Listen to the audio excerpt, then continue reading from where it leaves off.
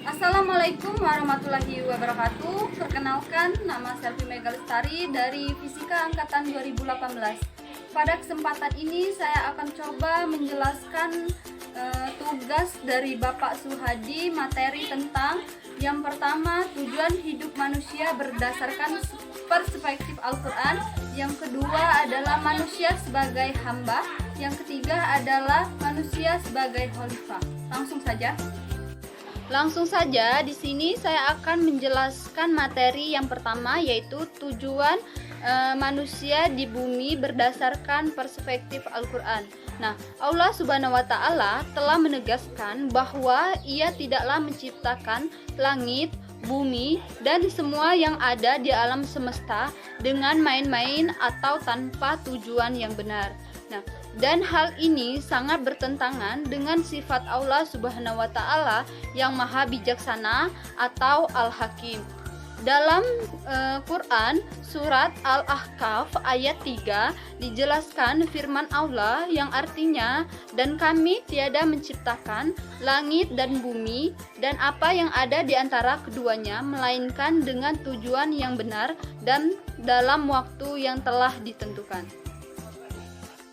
Demikian pula halnya dengan manusia, makhluk Allah yang diistimewakan dan telah diberi kelebihan dari sekian makhluk yang ada di alam semesta.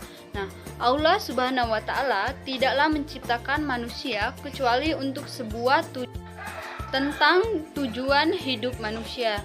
Nah, Al-Quran Al-Karim telah memaparkan dengan sangat jelas bahwa Allah Subhanahu wa Ta'ala berfirman di Quran surat Al-Bayyinah ayat 5, dan mereka tidaklah disuruh kecuali supaya menyembah Allah dengan memurnikan ketaatan kepadanya dalam menjalankan agama yang lurus, dan supaya mereka mendirikan sholat serta menunaikan zakat. Jadi, dari penjelasan saya tadi dapat disimpulkan bahwa manusia diciptakan yaitu untuk tujuan yang besar dan misi yang penting, yaitu beribadah kepada Allah Subhanahu wa Ta'ala. Selanjutnya, di sini saya akan menjelaskan materi yang kedua, yaitu manusia sebagai hamba. Nah, verifikasi kata hamba dalam Al-Quran yaitu abdun. Nah, untuk kata kerjanya yaitu abada. Dan ada beberapa bentuk verifikasi kata dalam Al-Quran yaitu sebagai kata kerjanya ya'budu, baik untuk pelaku tunggal ataupun jamak, orang ke-1, kedua ataupun ketiga, dan untuk sebagian isim mustaq yaitu abid, ibad, dan abdun. Nah, untuk penyebutan kata dalam Al-Quran itu diwakili oleh beberapa kata. Itu untuk yang pertama yaitu abdun, hamba, al-insan itu adalah manusia, Anas itu adalah masyarakat atau sekumpulan manusia, sedangkan Bani Adam adalah keturunan Nabi Adam, Khalifah fil ard itu adalah khalifah di bumi, dan al-bashar adalah makhluk biologis.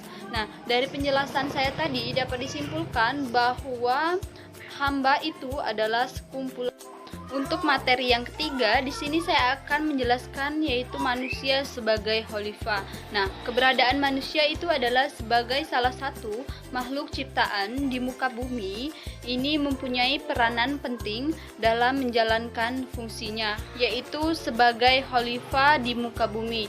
Nah, Allah Subhanahu wa Ta'ala tidak hanya mengatur tentang kehidupan yang berkaitan dengan ibadah kepada Tuhan.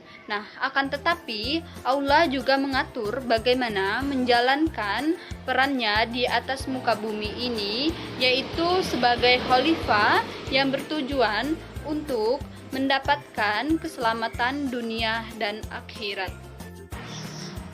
Kata khalifah disebutkan dalam Al-Quran surah Al-Baqarah ayat 30 yang berbunyi, ingatlah ketika Tuhanmu berfirman kepada para malaikat, sesungguhnya aku menjadikan seorang khalifah di muka bumi. Nah, mereka berkata, mengapa engkau hendak menjadikan khalifah di bumi itu orang yang akan hanya membuat kerusakan padanya dan akan menumpahkan darah? Nah, padahal kami senantiasa bertasbih dengan memuji Engkau dan mensucikan Engkau. Nah, Tuhan berfirman bahwa sesungguhnya Aku mengetahui apa yang tidak kamu ketahui.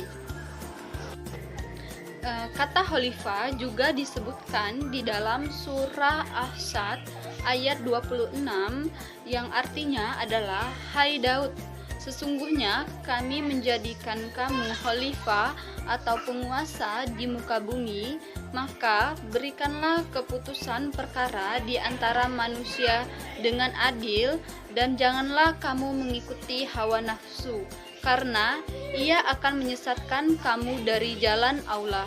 Nah, sesungguhnya orang-orang yang sesat dari jalan Allah akan mendapatkan azab yang berat karena mereka melupakan hari perhitungan. Dari penjelasan saya tadi, maka dapat disimpulkan bahwa dalam konsep Islam, manusia adalah khalifah, yakni sebagai wakil dan pengganti.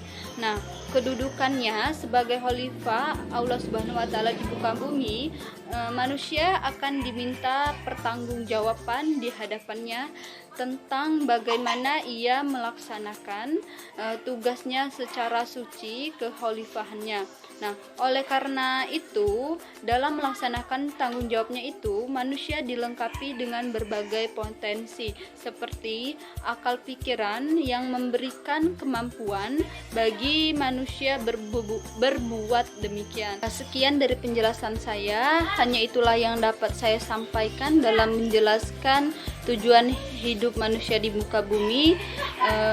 Manusia sebagai hamba, manusia sebagai khalifah. Kurang dan lebihnya saya mohon maaf, pada Tuhan saya mohon ampun. Saya akhiri, wassalamualaikum warahmatullahi wabarakatuh.